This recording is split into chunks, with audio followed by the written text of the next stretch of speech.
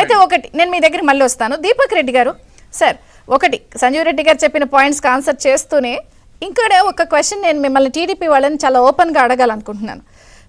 చాలామంది మీరు నిన్న కనపడుతున్న రెస్పాన్స్ బాగుందండి, సో క్లారిటీగా ప్రజల నాడి కనిపించేసింది అని చెప్తున్నా కూడా వాళ్ళు సోషల్ మీడియా ఉపయోగించుకుని ఉన్నది లేనట్టు లేనిది ఉన్నట్టు రాద్ధాంతం చేస్తున్నారు.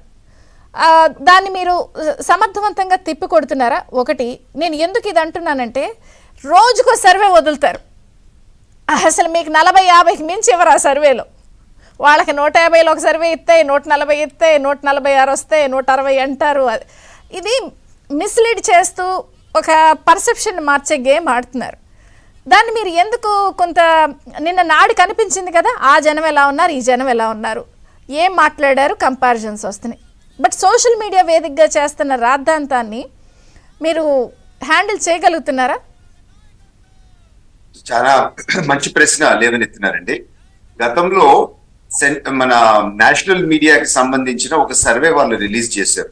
ఇదే విధంగా మీరు చెప్పిన విధంగానే ఎగ్జాక్ట్ గా 2-3 రోజుల్లో ఆ నేషనల్ మీడియా సంస్థ, ఇది లాస్ట్ మంత్ జరిగింది, ఈ సర్వే మేము రిలీజ్ చేయలేదు, ఇది మా పేరు మీద చేసింది ఫేక్ అని చెప్పి వారు ఓపెన్ గా చెప్పడం జరిగింది.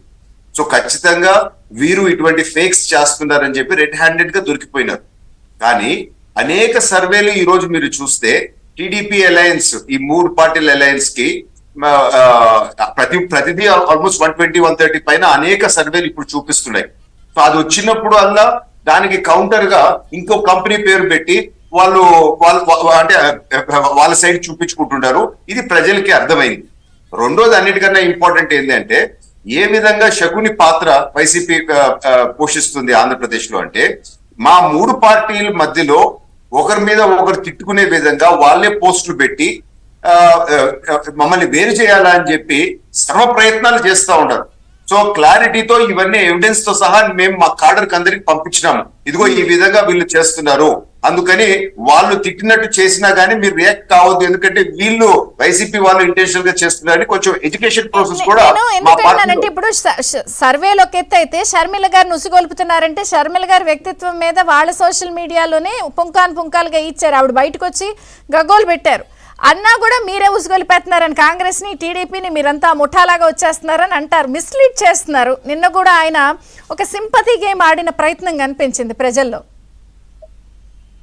షర్మిల కేసులో మాత్రం క్లియర్ గా వాళ్ళ పార్టీ వాళ్ళు సరే పోనీ సోషల్ మీడియా పోస్టులకు సాకులు చెప్పినారు, ఓపెన్ గా వాళ్ళు వీడియోలు పెట్టుండారు కదండి. ఇది వాళ్ళ మనిషి పంచప్రభాకర్ లేకపోతే అటువంటి వాళ్ళు క్లియర్ గా వాళ్ళతో అసోసియేట్ అయ్యి ఉండారు కదా, వాళ్ళు ఓపెన్ గా షర్మిల అని తిట్టినారు కదా, దానికి ఏం సాకు చెప్తారు? సో క్లియర్ కట్ వీళ్ళు దాని వెనకాల ఉండాలని మనకు అర్థమవుతా ఉంది. ముఖ్యంగా ఇందాక సంజయ్ రెడ్డి గారు మాట్లాడింది